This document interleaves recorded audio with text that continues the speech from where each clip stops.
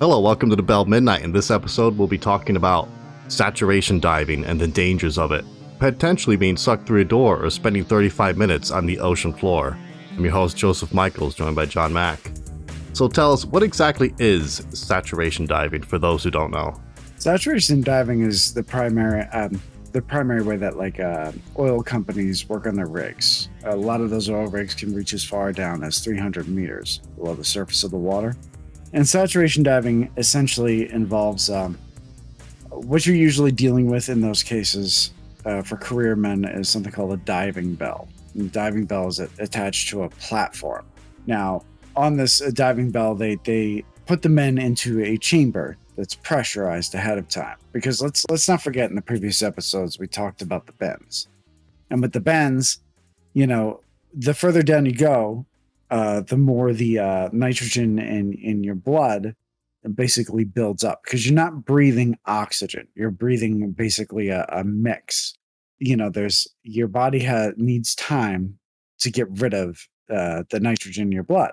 When you start to come out of the water, as you come out of the pressure that's down there, the nitrogen starts to turn into a gas form again, and it starts to leave the body. It's a process that takes time, though. So the further down you go, and for the longer you're there, the more time you're going to have to spend decompressing.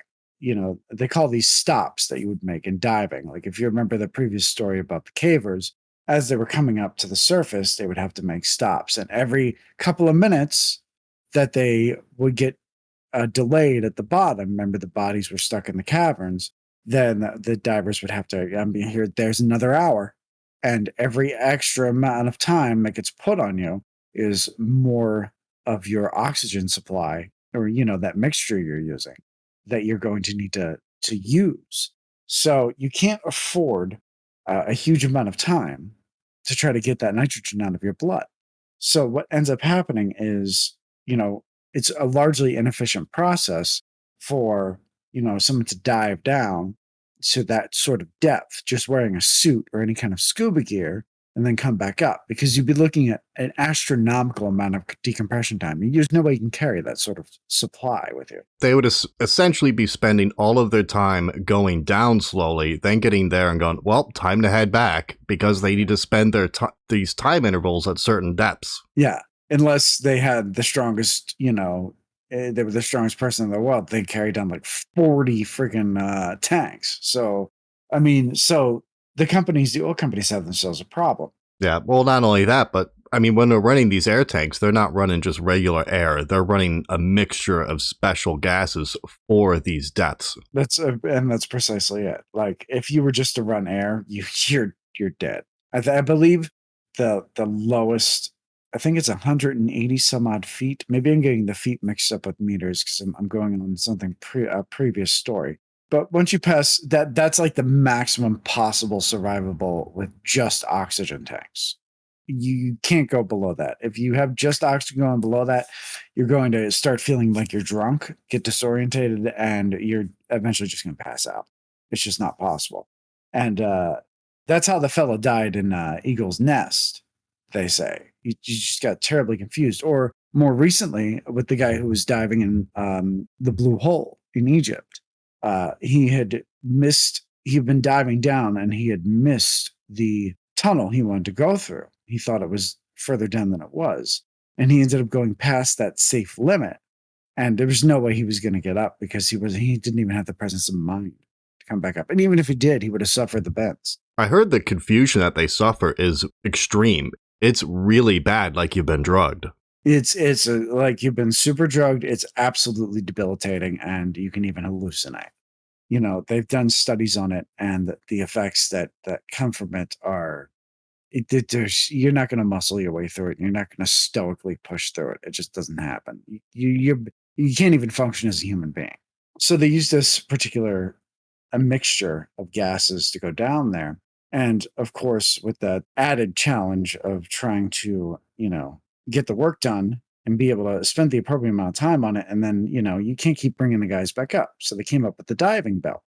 And what it was is, it's a platform that's got a couple of chambers attached to it, and it's lowered into the water. The men are kept in pressurized chambers. so that when they go into the water and they're lowered down, they're already at the appropriate pressure for the bottom. Nice.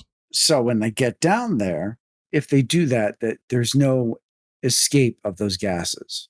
They're going to stay in the blood and they're going to stay in a state that's, for the most part, at least somewhat harmless. There's some joint pain that's associated with it. And the big joints like your elbows, your knees, and things like that tend to get affected. But most of its more debilitating effects just don't happen. They only happen when you depressurize too quickly. When that turns back into a gas, it wants to escape the blood, it wants to get out.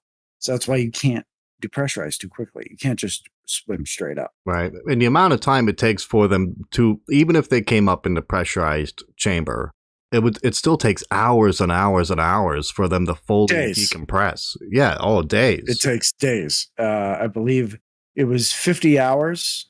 A dive at 100 meters requires 50 hours of decompression. Wow. That's universal. It doesn't matter whether you're in the chamber or whether you're just in a suit. That's 50 hours decompression because the body can only get rid of that gas so fast. When they when they have these divers doing these runs, they'll put them in the bell and pressurize it, and then they'll work from this bell for how many days at a time, like 4 or 6 days at a time before they finally get decompressed and they get like leave essentially. Yeah, I mean, I'm not sure how true it is, but I've seen stories of weeks. Wow. Yeah, it's basically all they know is that inky blackness at the bottom of the ocean. It's what originally led me on to this story. As there was an account given by a saturation diver who was talking about that moment when the bell is in the water and you exit your chamber. You of course have an umbilical attached to you because it's inefficient to have any tanks. The umbilical goes straight to the bell and goes straight up to the rig or ship that you're diving from.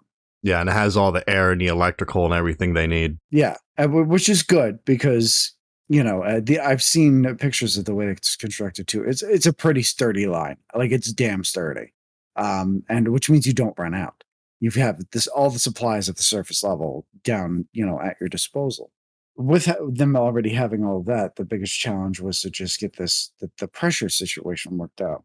I've seen it, and like I was saying before, what led me onto the story was I've seen an account from a saturation diver says that there's a point where you come out and the bell's lowered and everything, and they never put it down on the ground. Well, it usually doesn't happen. It's usually that the platform is just above. So there's a moment where you have to step off of the platform. They say that that's the scariest thing you can imagine because you're at a depth right now. There's not a lot of light going on. We're talking about pitch black. Right. The only light is coming from your helmet. And you are stepping off a platform and it looks like you're in the inky blackness of space with no stars. Yeah, because it's pitch dark and you're stepping off into this darkness. Yeah. So you step off into the darkness that comes rushing up to you and you get the sensation of falling.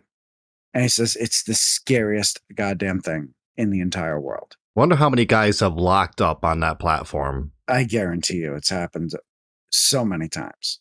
I can't even imagine. There's guys who have, and actually I'll mention it later, guys who even in the decompression, like people are so terrified of decompression process that even the slightest inclination that it might not be going exactly correctly to their biology will call it out and be like, we got to do this whole thing over again. Another 50 hours. Oh, really? So they might do it a couple of times. Yeah. So it's repressurized.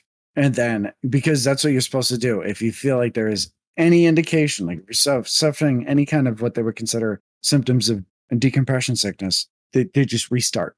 They add the pressure again, and you just start from zero. You're back to 50 hours, and you got to do it again. That's a situation with the diving bells and how the companies have gotten around the particular problem. Unfortunately, what it does is it makes this, I believe it's the most dangerous job on the planet. And it's also one of the most psychologically demanding. Oh, yeah. Like it requires a ridiculous amount of resilience. And they say that people, when they come off the job and they go home, like they feel incredibly strange for a while. Like you just don't feel right. I mean, you just spent your time in the inky blackness of space. Of course, you have the interim periods where when you come off of shift and the people that have gone down in the chamber with you, come onto shift, you'll switch out. And in there's like living quarters, there's a toilet, which actually is an interesting story too, because the toilets are extremely controlled because you're flushing something. And if you just think about that system, there's communication, but top level, you got to have another guy. It's always a 2-man job at least, just to flush the toilet for one flush because of the risk that's being run. Yeah, if you look into, there's an old story about the German submarine and its very confusing toilet mechanics that almost sank the sub. Yeah. Yeah, there's an old story about that because if you want to flush it when you're down at depth, it's a process. It has to fight the pressure if it's going to be expelled. Yeah, well, it's not, and actually, in a lot of cases, not being expelled directly into the water. It's actually going back up to the platform or the ship to go into their waste disposal tanks. But any tinkering with pressure that goes on within the bell is extremely controlled. Extremely controlled. Yeah, and if anyone's unaware, these diving bells, they're pretty big. They, like you said, they have living quarters, they have a restroom, they have little beds in them and whatnot. Yeah, it's like an RV with another RV attached to it. Yeah, they're gigantic. Of course, the living quarters are cramped because you got 4 or 5 guys in there. So yeah, it's tight, but you live in it. Yeah, I mean, for a little while, at least. It's a miserable freaking experience, but for a job that pays $1,400 a day. Yeah. Of course, as with everything, and I'm sure a lot of people may have seen this story before, when you're going through saturation diving, there's one particular incident that always well, there's two. We're going to get into the other popular one soon, but the first one is the Byford Dolphin Saturation Diving Accident. And this one is the gold standard for absolute mayhem. A while back, I saw the what do they call them, like a critical situation report, like just this raw engineering data sheet that explained everything that went wrong. And what it looked like, was it just chaos? Well, it was extremely dry how they presented it because they're just going over the accident, right? Mm-hmm.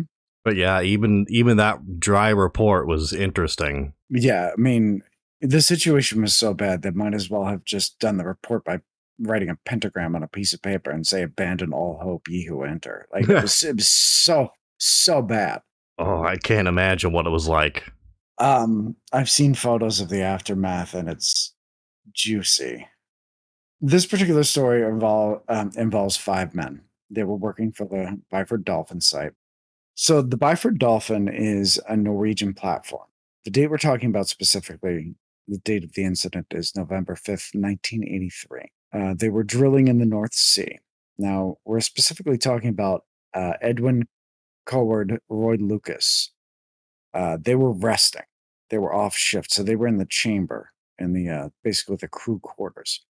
The divers, Bjorn Bergensen and Truls Helvik, I'm sure I'm mispronouncing that, were in the process of returning to the capsule that they were located in. Okay. They were trekking back, and they were just about getting to the door, just coming out of the inky darkness of that place. The way this goes is the divers enter the trunk. Is what they call basically the decompression chamber, and they seal it off so they can depressurize the chamber, and then they're going to be able to enter the other end, because obviously you don't want a bunch of water flowing into it and all that nonsense. Now, before the capsule was sealed, essentially the other door was opened. Okay. So, have you ever seen Event Horizon? Yes. Much worse than that. Much worse than that. You remember what happened to that fellow who got floated on out into space? Yeah. He was lucky. He was lucky. And he ended up looking like a Prince Charming compared to what happened in this case. The actual mathematics behind it, they say that there was basically a collision of 9 atmospheres worth of pressure versus 1. Huh. This creates, there's a lot of funny, goofy stuff that happens in physics when that kind of collision happens. The first thing that happens is that obviously the living quarters become depressurized, and the gentleman on the other side of the door was immediately sucked through a crack in the door. And this took place when they had it. It was on the platform going through the depressurization process. Yeah, basically the process so the two could enter. and switched shifts. The gentleman was sucked through the door. Yeah, I heard it happened because one of the foremen or something didn't like the way the door was sitting, and he jiggled something he wasn't supposed to jiggle, and it like opened the door. Well, that's the interesting thing. I've heard that account, and what the official account was. Now, the official account is in dispute as well because the Norwegian company tried to cover it up. There were some issues with that door. Right. It was ultimately a problem with the workers. They did not check that it was properly sealed. And there's a variety of different reasons why they would not have done this. I mean, they were just getting off a long job. So their awareness of the situation, they would have been tired. Right. They would have been suffering at least some effects of having been out there and having been breathing this mixture. I mean, it's not like, being at this pressure completely guards you from this sort of reactions going on in your body. It's just that it's mostly dormant until you repressure or you depressurize. It's possibly that because of the fatigue and because of the conditions that they were in, that judgment was impaired. That was floated and is definitely a possibility. Now, the official story was that somebody had opened the door before the other one was done. So there was some kind of Miscommunication error. miscommunication, misconception, maybe someone got antsy, I don't know. The effect of this is the capsule was violently rocketed off of the structure. The pressure dropped from 9 atmospheres to 1 instantly. When the pressure drops that much instantly, basically it turns that whole area into a pressure-powered blender. Wow. Halavik was blown apart. His body parts were thrown everywhere. His liver was removed. And actually, there are comments that his liver, when they examined the aftermath, his liver looked like it had been carefully dissected. It's so weird how this tore some things to shreds and just almost like meticulously placed his liver on the ground like a prize, cleaned off and perfect. His spine was thrown on the rig derrick above the chamber 10 meters up. Wow. Just his spine. Just the spine. I heard the guy in the outside of the door. Did the door fling open so hard it just blew him away? Oh yeah, he's just instantly dead. There was a survivor, but I think it was the other gentleman who was not quite in the path of all this nonsense. Their blood was flash boiled. Now there was a note made that the fat was clogging their arteries and the brains from the process. The proteins in them were completely wrecked by the flash boiling. It instantly created all this coagulated fat everywhere.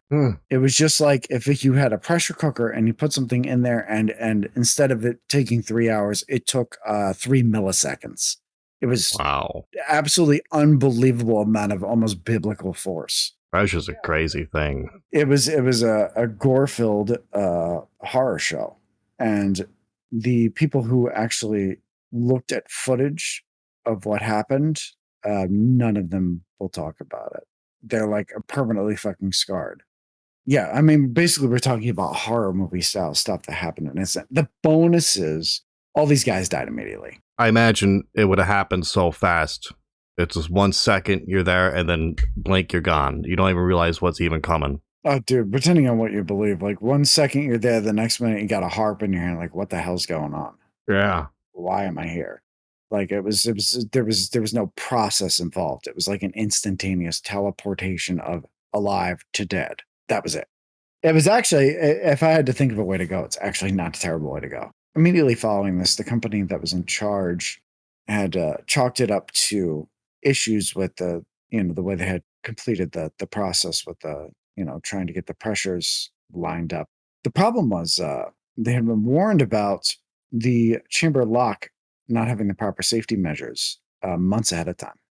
The chamber, it lacked the safety measures to ensure the accident didn't happen. It had been recommended that it be outfitted with a pressure sensor that wouldn't allow this particular issue to happen until everything was confirmed to be sealed. Essentially, it would close off the ability to even open that door until everything was equalized and good to go. It's funny too. Well, it's not funny, but the families the only way this was discovered was the families had really dug into it over, I believe it was decades. Also, they had to look into it themselves to get any of this information. They had to fight for it. I have little doubt. The story doesn't go into super specifics But I have little doubt that they probably had to pull up some public documentation of some sort of inspection that probably happened, where they finally figured out, hey, this door didn't have any of this shit. So basically, it seems like almost like the door just had to be eyeballed. Wow. Yeah, I know, which is this is not really a good solution when you're dealing with like, outer space type conditions. Because that's what it is down there. It's outer space down there. Essentially. Actually, I believe in some scenarios, outer space is actually a little kinder to the human body than the pressures and the forces at work down there. I think did the space station get a hole in it a little while ago and then a guy plugged it with his thumb? If you had a hole in your diving bell, that's not gonna work.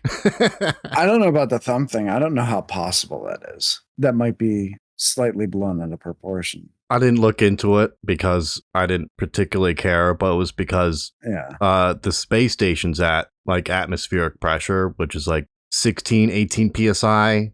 So it's not a lot of force there. It doesn't suck things out like it does in the movies, where it's just this impossible black hole now. Oh yeah. You can just plug it up. Yeah. The diving bell, you get a little hole in it, probably gonna crush you. Oh, the diving bell gets a hole in it. I hope you like being pasta, because that's what's going to do it to you. But yeah, like you said, it's more dangerous than space. It's easily more dangerous than space. It's not quite as cold, although it is indeed very, very cold. Yeah, that's the other thing, the cold. We're going to get into that next. But yeah, the thing that really got me about this particular story was the blood being flash boiled. Can you imagine all the blood instantly going from, being of a normal human temperature to bam, boiling, just like that? That's wild. And that's exactly what happened. At that moment, all of the gases that were in their bloodstream were leaving town. So not only were you having a problem with the pressurization in the bell, but they themselves were exploding. I've seen the pictures, and it's some of the most violent shit I've ever seen in my life. It's wild. I wouldn't recommend anybody look at it if you got a weak stomach. I'll make the gore that you sent me. I'll make that the picture for the. There you go. There's a thumbnail on YouTube. YouTube will appreciate that. We love YouTube here. We respect their rules. Yeah. Susan's gonna come to your house and murk you. Yeah. So that was the first incident. That was a fascinating one.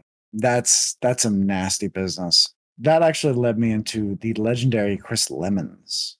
Now, Chris Lemons is another saturation diver who has encountered a rather unique situation that has some medical people very stumped. Now, I don't know the numbers offhand. Maybe you do, but do you know how long it takes the brain to become brain damaged after it's deprived of oxygen? The usual number I've always heard is 5 minutes, and it starts suffering damage. It's irreversible.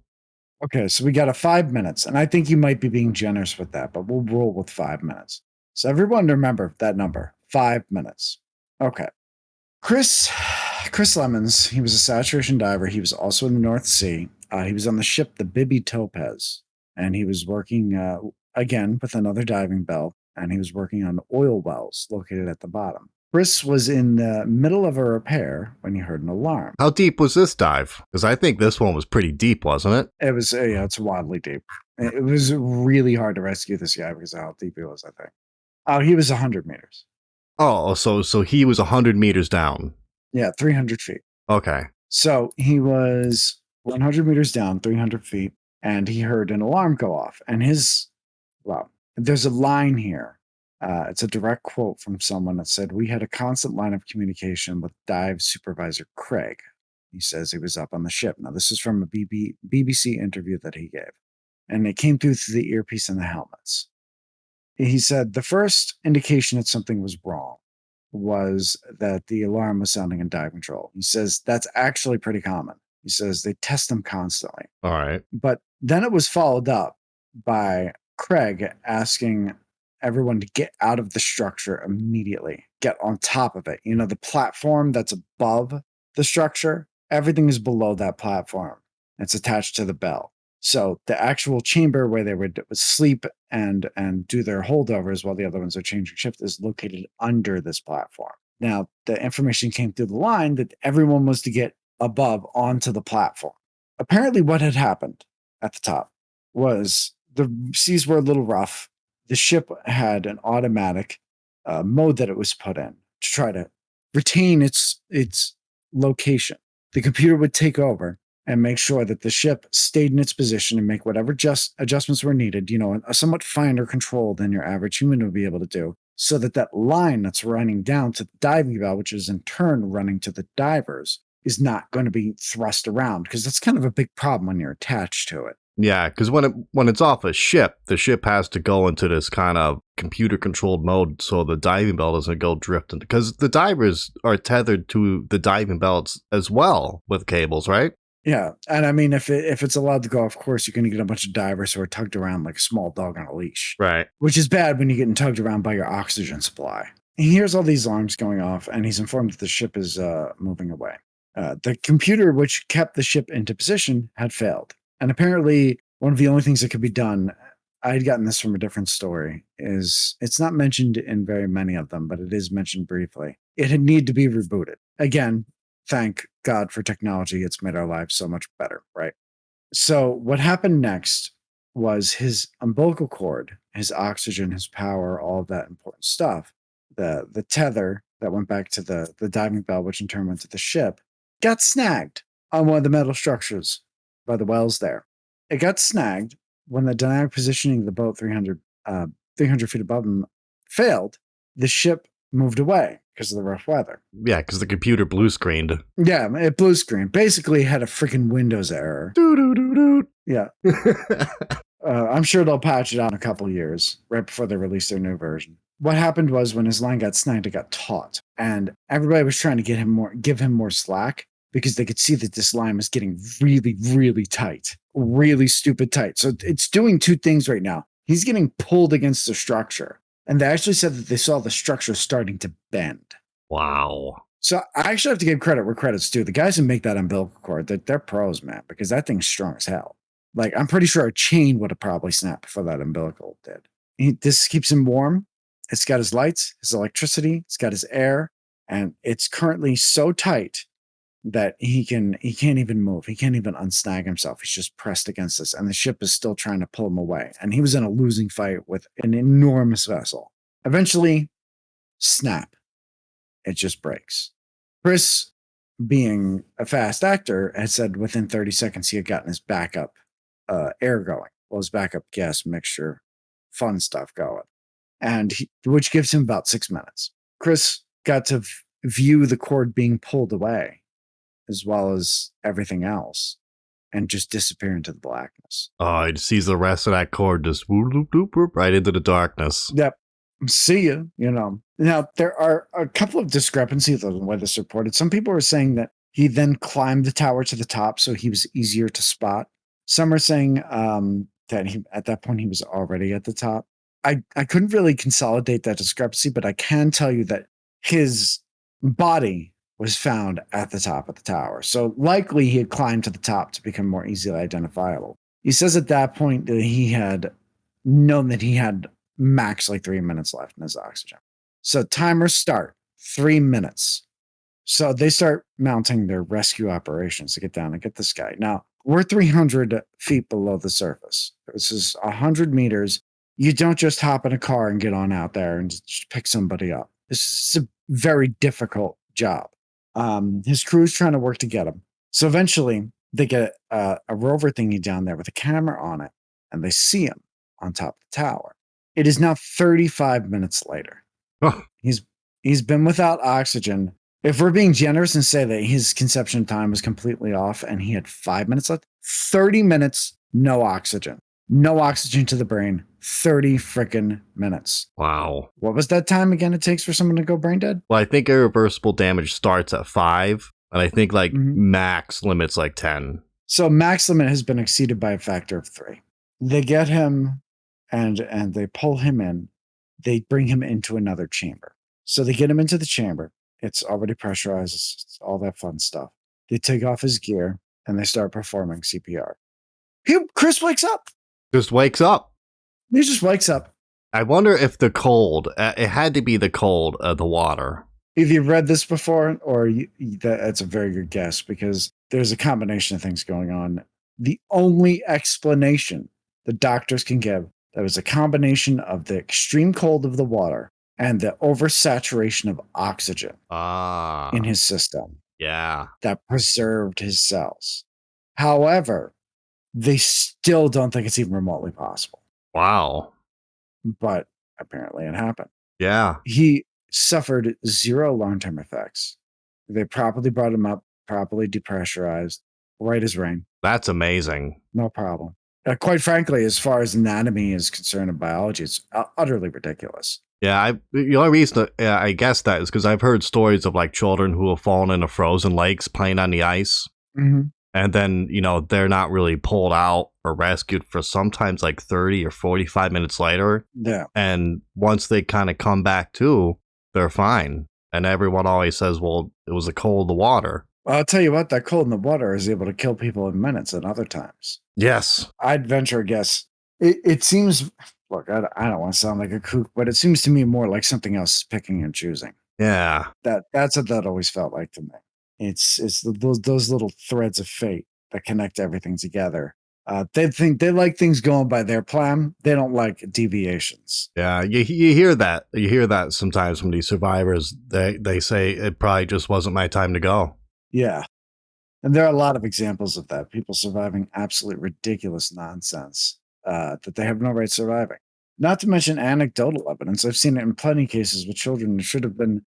You know, when I was young, I saw a lot of kids that should have been killed by stuff. There's many times there was times I should have been impaled. Yeah. You know what I but just like it's just weirdness, you know what I mean? It's almost that predictable sort of behavior that you see that I don't know. Anyway, not to get off topic. But apparently now they got some show coming out or possibly by this time already out about his whole story, which is actually really interesting. And if you happen to look up Chris Lemon, you can just Google Chris Lemon saturation diving accident. And one of the pictures you'll pull up is the picture that was taken of him on top of the tower, just lying there with no umbilical attached to him. It's a really fucking frightening picture because you can see outside of the light scope of that light that's being cast on him, total blackness. It's outer space. It was a really, really fascinating story. Kind of really defies expectations. Like once it hit 10 minutes, if I was there, I would have been like, this guy's dead. Oh yeah, definitely. That's what I thought. Because when I first heard 35 minutes, I'm like, "There's no way." Yeah. This guy's definitely dead. I think the fascination I have with these stories with these saturation divers is they're in an alien landscape. Even the creatures down there are alien. They talk about when they're down there and they're working on the rigs down there that they can feel large animals brushing past them, things feeling them out, hunting around them, unable to see anything. Just like the cold. Imagine if you were out in the middle of space in your suit and you felt animals brushing up against you. That's how creepy that shit is. Yeah. Oh my god. Would you do it? Would you do it deep sea saturation diving? I have very little regard for my own well-being. I probably would do it. Well, I mean, I'd want to be skilled. I'm not just going to go down there like, "Hey guys, how you do this stuff?" Yeah. Hey, my first day. So Yeah, I opened this door, right? yeah. So I skipped all that training courses. It's not that hard, right? Yeah, man. Though $1,400 a day is a really good wage, but holy crap! Yeah, $1,400 a day, and considering if they're going to be running in the bell for a week for like let's say 7 days, Yeah, they're coming home with a nice paycheck, and these guys, from what I understand, these guys usually work in a type of shift where they'll stay in the bell and work for 7 days or whatever, and then I think like they're off like 7 days, and then they come back and do like another seven. It's something like that where they have a shift like that. I've also heard stories of them being on for months at a time, though. Yeah. And it's like and like being down there for a really really long time, even beyond the 7 days, and basically maybe there's like a one depressurization in between that, Wow. which is wild because I'm sure like anybody who might be listening has anybody who's had a night shift knows that just the sensation of only seeing night for like a week already starts to screw with you. Yeah, definitely. Like it puts you in a really weird place. Now imagine if the only thing you see is the inky blackness of outer space. Mm-hmm. And you've got to go work in it. You got to go stand in it. Oh, and there's stuff swimming around you. Yeah, like you said, if they're going to be on months at a time, it's probably a case of they just can't get enough guys. They probably just don't have enough divers to fill the shifts. I'm sure that probably is an issue. It's also an issue. I'd imagine it's a very highly trained job, extremely specialized. So, like, finding somebody to actually go into it willingly is probably a little difficult. And then there's the fact that, like, let's be realistic. Like, 90% of the people go into something are just dog shit at it. So you gotta weed out the garbage because there's no room for error here. Yeah, it's not like going to welding school. Yeah, exactly. Like anybody can weld poorly, and the most that'll happen is they'll burn something, or they'll hurt themselves, or they'll make themselves blind by looking at the arc too much, or something, or not wearing their safety gear. I weld by Braille, baby. Yeah, exactly. This is like, oh, I screwed up and looked at the arc, and the entire shop got liquefied. It's like it's considerably higher. Frankly, these guys are astronaut level. Like, Oh, definitely. they're very underappreciated job. I was originally going to do the stories today on something involving cave diving, but I found that they're really two of the most interesting ones I've already done. And I kind of like this creepy darkness vibe. I think I'm going to run with it some more. I might not do the caves, but I'm thinking more woods stuff because there's a lot of messed up stuff going on out there. Oh, yeah. Perhaps all the weird stuff they've been finding on the ocean floor. I was looking at some of that and some of the material I was branching off of on this, and they find refrigerators full of people now. Oh, shit. Yeah, no, I'm not even kidding you. It's very interesting stuff. Was that old mafia stuff? I think so, yeah, because you're looking at like 1940s, 1950s refrigerators, and Oh, my God. there's like bones coming out of them. Like, oh, look at this, Some tough guy, good fella, came out. I'm gonna make you sleep with the fishes. Hey, you're going to take a ride on the boat. It's going to be a nice night. We'll promise we'll bring you back in the morning. Yeah, basically. There's a lot of really good material, but I kind of want to head back into the woods for the next one because like the ocean and the woods are my two most fascinating. I think I want to get like a theme going where I do like near death and then I want to follow up with like reincarnation. I love near death and reincarnation. I really, really don't want to have to be reincarnated, but I accept the fact that I probably will. Then maybe reptiles built the pyramids or something. Oh, so you're gonna start with the hokey crap and get into the real shit. I don't know anything about reptiles, reptile people.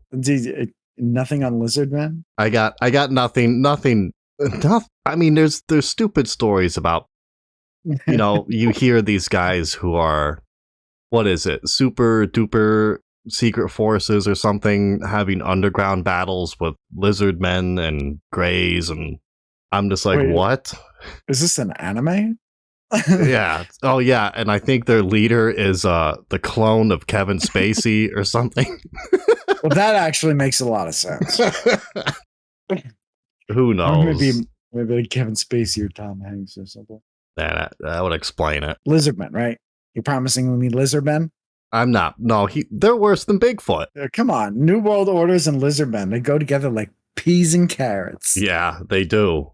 Jesus. Maybe they're mad because they're putting stuff in the water. It's turning them all. Oh, never mind. But yeah, I guess we'll wrap it. So closing thoughts? Deep sea diving is scary and exciting, and it pays a lot of money. Don't do it. Look into it. Maybe you should look into it. Yeah, guys, we need material. So I'm not saying you be good at your job and stuff like that, but just like, look into it. Here's the thing. There are people who, and this is usually what causes a lot of deaths, is there's people who see scuba divers or whatever. Yeah. And they go, oh, that looks cool. That looks fun. Yeah. So they get some kit. They maybe read a pamphlet. Mm-hmm. And then they don their gear and they go into one of these caves. And I think it was one of the caves you were talking about. It's claimed like 100 victims or something. Yeah. I want to say the Eagle's Nest. I don't know if we talked about that one specifically, but I was reading about it.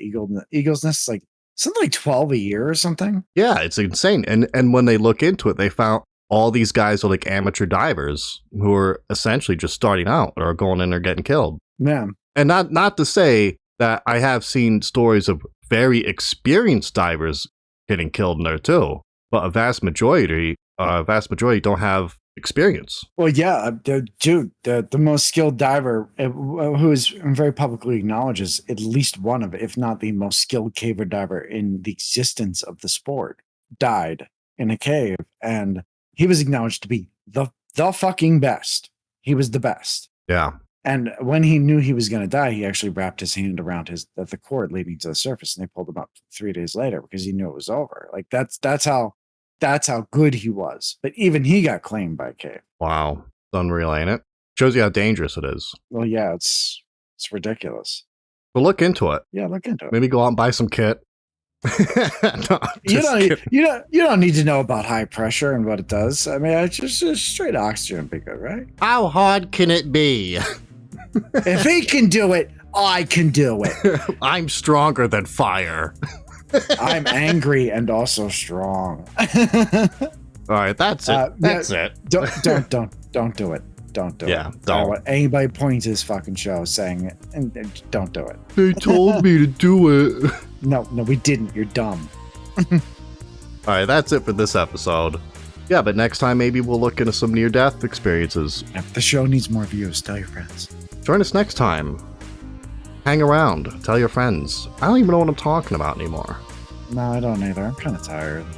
Yeah, that's it for this episode. Catch you next time. Bye-bye.